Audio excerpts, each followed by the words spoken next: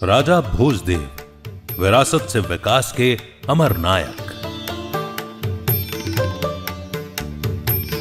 राजा भोजदेव भारतीय इतिहास के ऐसे नायक हैं जिन्होंने विरासत से विकास के विचार की जड़ों को सींचा है।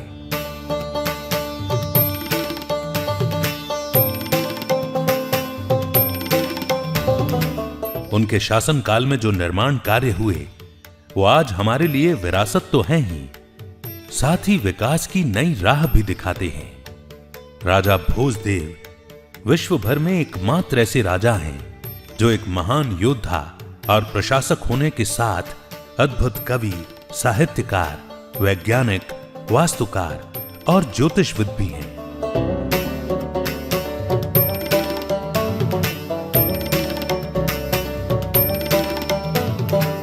वे भारत के हृदय कहे जाने वाले मध्य प्रदेश की राजधानी भोपाल के साथ धार और उज्जैन जैसे नगरों के शिल्पकार हैं।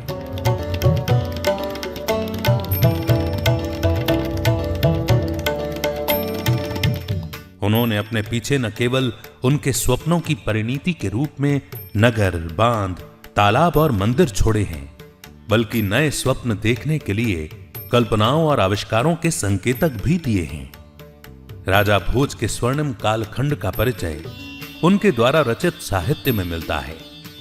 उन्होंने अपने शासन काल में व्याकरण, आयुर्वेद, ज्योतिष, राजनीति, स्थापत्य के साथ संगीत, दर्शन और रत्न विज्ञान जैसे 84 से अधिक विषयों पर 100 से अधिक ग्रंथों की रचना की, जो किसी भी राजा के लिए विश्व भर में एक अद्वितीय उदाहरण है। उनके द्वारा रचित समरांगण सूत्रधार स्थापत्य कला की महानतम रचना है, जिसमें मंदिर निर्माण और यांत्रिक प्रयोगों का विवरण है, तो श्रृंगार मंजरी कथा में आधुनिक रोबोट जैसी यांत्रिक प्रतिमाओं का उल्लेख मिलता है।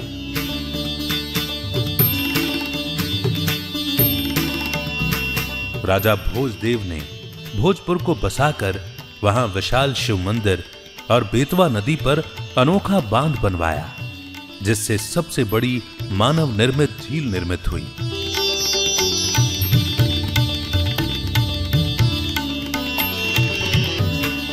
भोपाल के बड़ा और छोटा तालाब का निर्माण भी उन्होंने ही करवाया।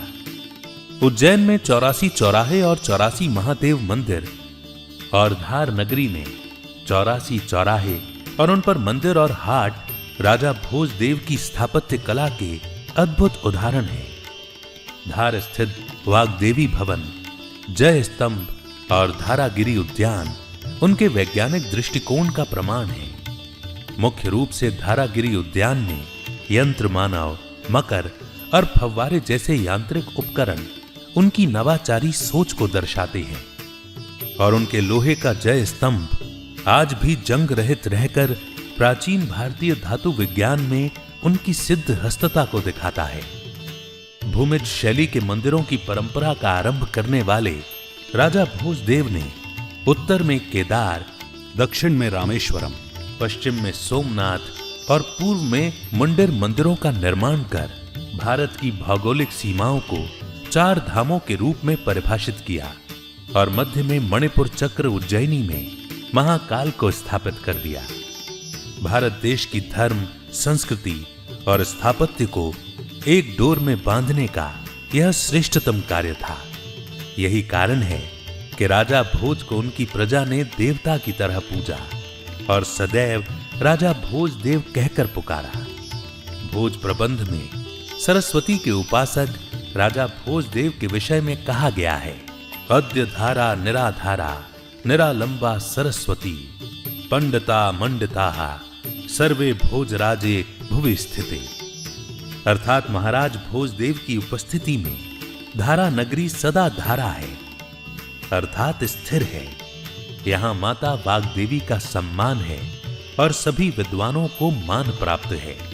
यह सिद्ध करता है कि राजा भोजदेव न केवल साहित्य, स्थापत्य, वास्तु और ज्योतिष के साथ रोबोटिक्स जैसे आधुनिक विषय के ज्ञाता थे, वरन वे इन विषयों के शोधकर्ताओं के सहायक और संरक्षक भी थे।